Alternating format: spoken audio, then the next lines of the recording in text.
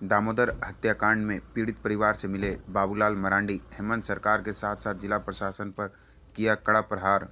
गिरिडीह जिले के बनियाडी के चर्चित दामोदर यादव हत्याकांड मामले में एक नया मोड़ सामने आया है।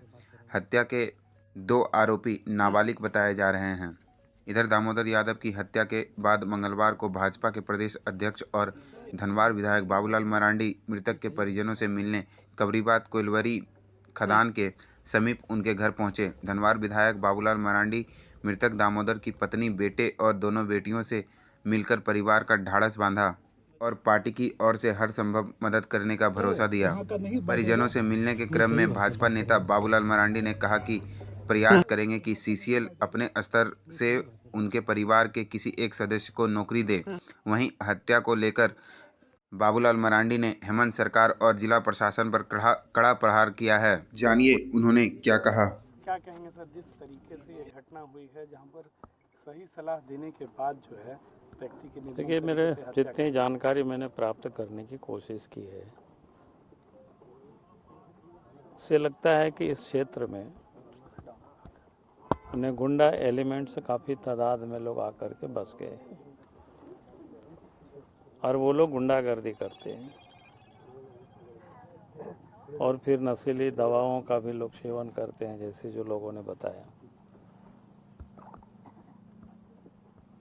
और उस दिन की जो घटना, क्या नाम था इनका, दामोदर यादव जी के साथ जो घटना घटी, उसके बारे में जो स्पष्ट पता चला कि वो लड़का बिल्कुल निर्दोष था। कोई भी अगर कोई दूसरे लोग से झगड़ा होता है किसी का, तो कोई भी व्यक्ति अगर उनके दरवाजे के सामने होता है या आसपास में होता है तो जा कर के आदमी बचाने के भी, ताकि झगड़ा आगे नहीं बढ़े, लोग मरे नहीं, और उन्होंने बचाने का काम किया। लेकिन उस कारण से गुंडों ने फिर इन्हीं के ऊपर रिवेंज लिया और फिर बाद में आकर के कुछ ही घंटों के बाद पहुंच करके और उनको बेरहमी से मारा और उनकी दुखद मृत्यु हो गई। घर में उनकी पत्नी है, 2 बच्ची है, उसमें भी एक बच्ची तो विकलांग है, देख रहे हैं आँख से, और एक बेटा है। वास्तव में उनके सामने तो बहुत बड़ा कठिनाई है। तो यहाँ 2 विषय होता है कि एक तो सीसीएल प्रबंधन से भी हम कहेंगे, क्योंकि सीसीएल के कर्मियों को बचाने के लिए उन्होंने संघर्ष किया था, यह प्रयास किया था, और उसके बाद उनकी हत्या हुई। तो सीसीएल को निश्चित रूप से इनके परिवार के योगक्षेम की चिंता करनी चाहिए।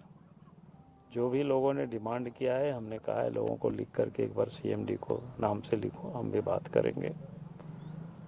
तो सीसीएल को इस परिवार को सहयोग करना चाहिए।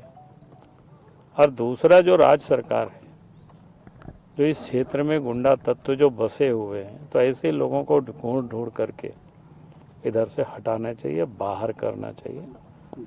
जो जानकारी मिल रही है, इलीगल तरीके से भी बहुत सारे लोग बसे हुए हैं इस क्षेत्र में।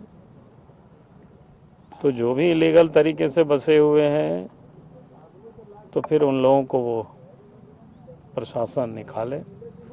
अगर इसी प्रकार से गुंडागर्दी होते रहेगी तो पता चला एक दिन जनता ही खुद कानून को अपने हाथ में ले रही है, तो उस दिन फिर सरकार कहेगी कि भाई कानून को हाथ में नहीं लेना चाहिए। तो आखिर कितना दिन तक लोग इंतजार करेंगे सरकार के निर्णयों का। इसलिए सरकार को बिना विलंब किए जिला प्रशासन को, जो इलीगल तरीके से जो लोग गुंडागर्दी कर रहे हैं, जिनके ऊपर पहले से नाम है, वैसे लोगों को तो कम से कम इस क्षेत्र से उनके घर द्वार जमी दोज करके हटा देना चाहिए। अगर आपको यह वीडियो अच्छा लगा हो तो मेरे YouTube चैनल को लाइक, शेयर, सब्सक्राइब जरूर करें। धन्यवाद।